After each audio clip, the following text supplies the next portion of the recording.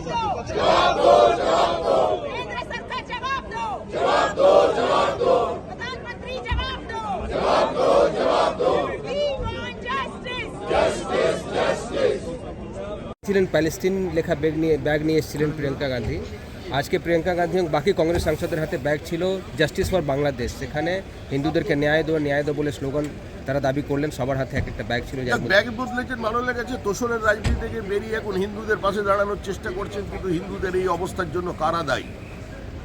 যেদিন কলকাতার রাস্তায় আওয়াজ উঠেছিল কান মে বিড়ি মুঁহ মে পান লড়কে লেঙ্গে পাকিস্তান, পহলে পাকিস্তান দেনা পড়েগা তব ভি ভারত স্বাধীন হোগা, minority has the right to self determination, সেদিন ব্রিটিশের চাপের কাছে, জিন্নার দাবির কাছে কারা আত্মসমর্পণ করেছিলেন? কারা বসে পড়েছিলেন তাদের সামনে? কাদের জন্য ভারত বিভাগ হয়েছে? কারা পাঞ্জাবকে অর্ধেক করেছেন? কাদের জন্য বাংলা আজকে অর্ধেক হয়ে গেছে?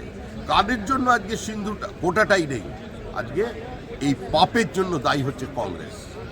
এটা কংগ্রেসের পাপ। এখানে স্লোগান দিয়ে পাপ মোচন করা যাবে না। সত্তা কেন্দ্রীকরণ করা হবে, এই জন্য এই বিল আনা হচ্ছে। আরে তৃণমূল আবার গণতন্ত্রে বিশ্বাস করে নাকি? তৃণমূলের কাছে নির্বাচনটা কোনো চয়েস নয়, কম্পালশন। তৃণমূল নির্বাচন চায় না। তৃণমূল একটা পরিবারতান্ত্রিক স্বৈরাচারী রাজনৈতিক দল। তাদের দলের মধ্যেই কোনো গণতন্ত্র নেই। যে দলের নিজেরই কোনো গণতান্ত্রিক পরিবেশ নেই, সম্পূর্ণ ব্যক্তি মালিকানাধীন অবস্থায় আছে, তো সেই দলের নেতা কি বললেন আর কি না বললেন তার কোনো প্রতিষ্ঠা পশ্চিমবঙ্গের জনমনে নয়, ভারতবর্ষের জনমনে নেই।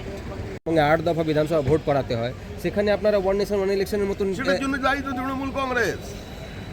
মমতা বন্দ্যোপাধ্যায় ছাত্র সংসদ নির্বাচনটা করে দেখেন পশ্চিমবঙ্গে, কেন করাচ্ছেন না?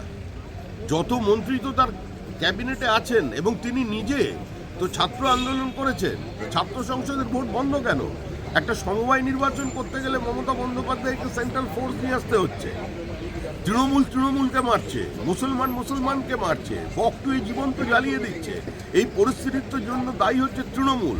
যে বিহার উত্তরপ্রদেশে একসময় জঙ্গল রাজের কথা বলা হতো, আজকে তারা তাদের ভোট সংস্কৃতি বদলে ফেলতে পেরেছে, কিন্তু তৃণমূল পারেনি।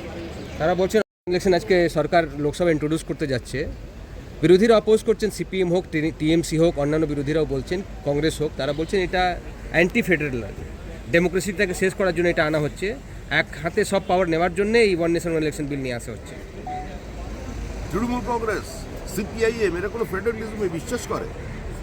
সিপিআইএম এর আইডিওলজিতে হচ্ছে centralisation of democracy, centralisation of political power. আর তৃণমূল কংগ্রেসের যখন গর্ভযন্ত্রণা উঠেছিল, এই লেবার রুমে যদি অটল বিহারী বাজপেয়ী, লালকৃষ্ণ আদবানি না থাকতেন, তৃণমূলের মতো রাজনৈতিক দলটি ভূমিষ্ঠ হতে পারত না। তখনও তো আদবানিজি বলতেন ওয়ান নেশন ওয়ান ইলেকশনের কথা। তখনও আমাদের 370 ধারা এজেন্ডার মধ্যে ছিল, 3 তালাকের বাতিলের কথা ছিল। এগুলো তো সমস্ত মমতা বন্দ্যোপাধ্যায় জানতেন। এগুলো জেনেই তিনি সেদিন বিজেপির সঙ্গে আসন সমঝোতা করেছিলেন, তারপরে জোট করেছিলেন, রেলমন্ত্রী হয়েছিলেন, দপ্তরবিহীন মন্ত্রী হয়েছিলেন, কয়লা মন্ত্রী হয়েছিলেন। সেদিন এগুলো মনে ছিল না? আমাদের যা কিছু আছে সেটা পর্দার আড়ালে নয়, গাছের ফাঁকে নয়, মশারির ভিতরে নয়, মুখোশের আড়ালে নয়, সরাসরি চোখে চোখ রেখে আমরা যেটা বলেছি সেটা আমরা করে দেখাবো। এখন এটা আসছে, এরপরে কমন সিভিল কোড বিল, যেটা আমাদের দীর্ঘদিনের এজেন্ডা, সেটাও বাস্তবায়িত হবে। দাদা, টিএমসি বলছে